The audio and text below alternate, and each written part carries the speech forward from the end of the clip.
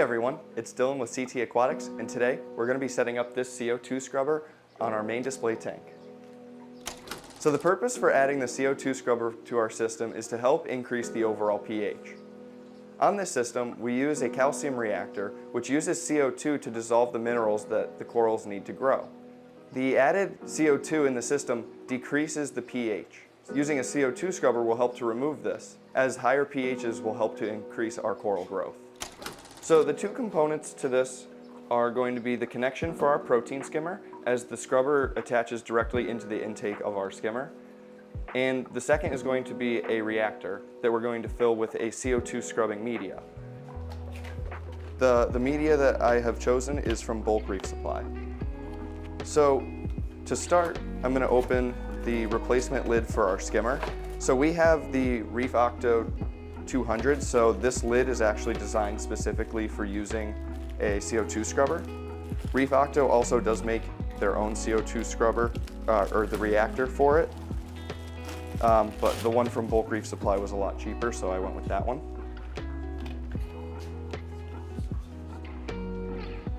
So the lid is pretty much identical to the previous lid. The only difference is it has this intake to help recycle the fresh air, the CO2 free.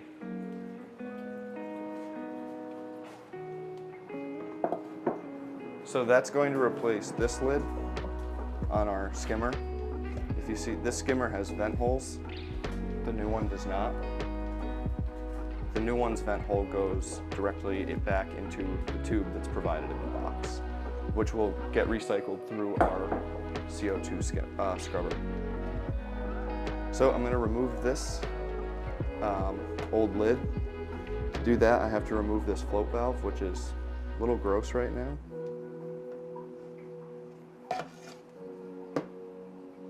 Sorry if that's a bad angle, it's kind of awkward. Alright. So that comes out like that. I'm going to just rest that on top. I got to unplug it underneath from the float, which is right here.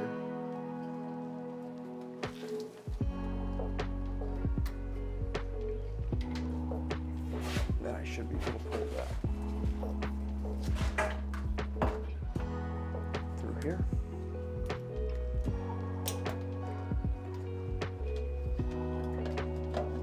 And then this tube should be able to slide out.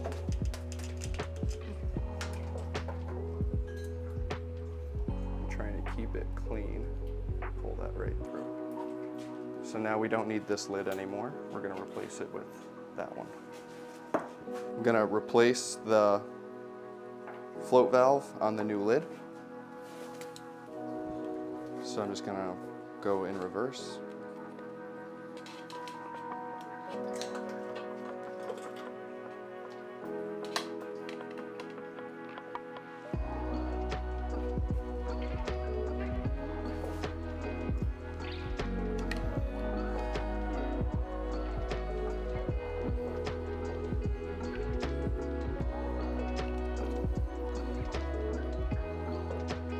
So it's on there pretty tight now. Kind of gross. But I'll put that back on, and that's our new lid.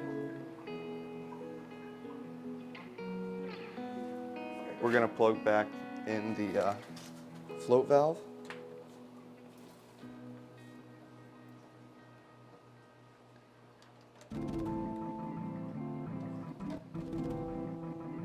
Get it to go in. There we go. I think that's in. Yep.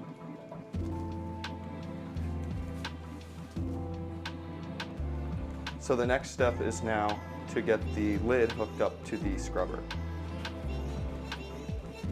So this is the scrubber that we got. I'm just going to take off the tubing temporarily. This is the tool you're going to use to open it up.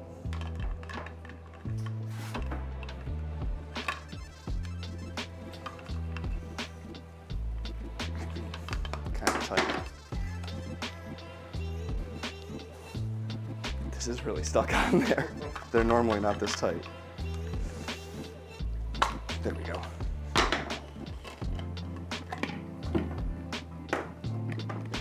So this, the fresh air will come in through this port here. It will then travel through the media that we're going to put into this canister, and then it will flow out through this tube and into our skimmer. So now I'll pull out this tube. Got to figure out how to fill it. This one unscrews from the bottom.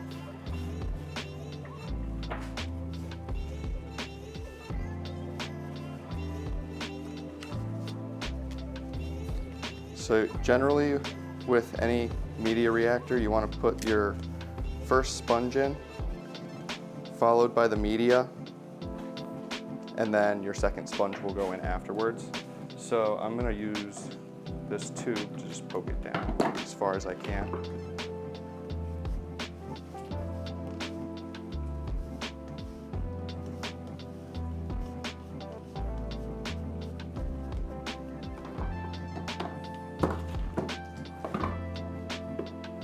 Now I'm going to take my CO2 absorbent media and dump it in. That's what the media looks like. And then I'm just going to dump it right into the canister.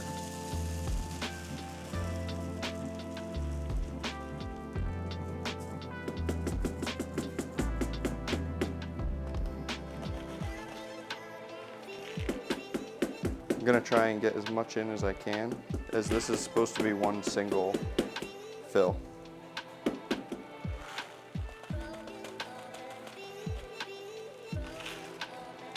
Whoops, that's okay. All right, so now I'll just use that and I'll put the lid back on. That might not even all fit, so add a little bit back into the bag. I'm gonna make a mess.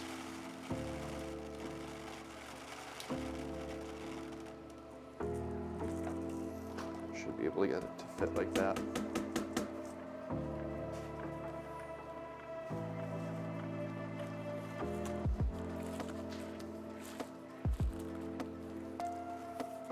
So that's it, it's packed. There's no extra space in there. We can drop it back into the can, or into the holder, and then we'll screw the lid back on.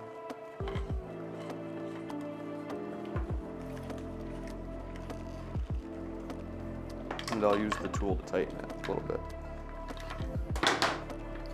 Now we can hook this up to the skimmer to get it working.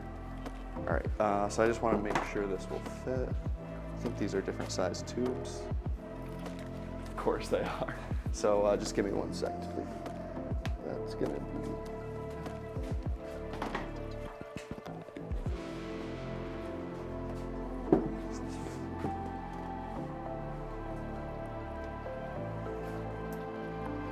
Just trying to see how it fits right now. I'm not sure if this will work or not.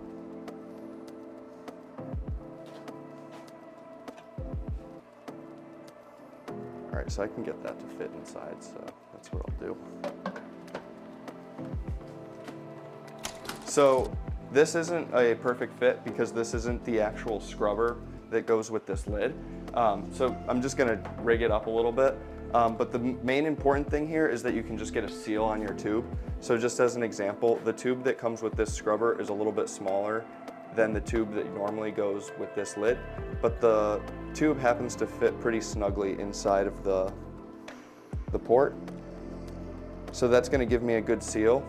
The tube that comes with this lid normally goes over, but that's too big for the scrubber, so this is how I'm gonna rig it. As long as, like I said, as long as you get a good seal, it'll work. So you can rig it any way you can make it work. It's never an exact science. There's always a little bit of room for, you know, figuring it out, messing around, which is kind of, it's always an experiment. So I cut the tube so I have enough for the inlet and the outlet. Going to put this, attach it onto the inlet. So now we've got a length of tube on each side. So the air that we have going into the scrubber is going to come from our lid. And then once it goes through our media, it's going to come back and feed the skimmer itself. So I'll put the reactor right here. Our inlet is going to attach into the lid.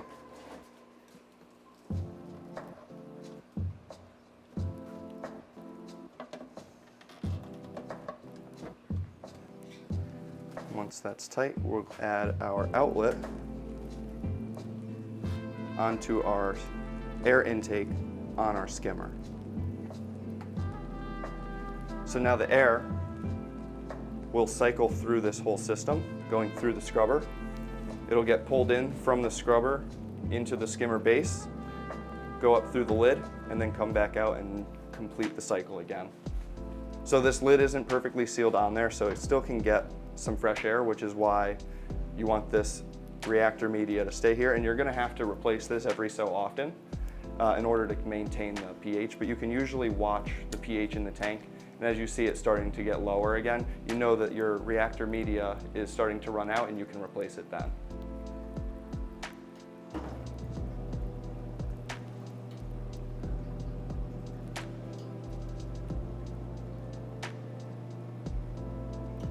We're not really gonna see anything. You can still see that there's air going through the skimmer. You can see the bubbles in there. I can lift the lid too. It's actually giving a lot less air right now. So the skimmer's not working exactly as it's supposed to, but that's because it's just turning on, so I gotta make some adjustments now because the airflow is different. So we'll have to retune in our skimmer.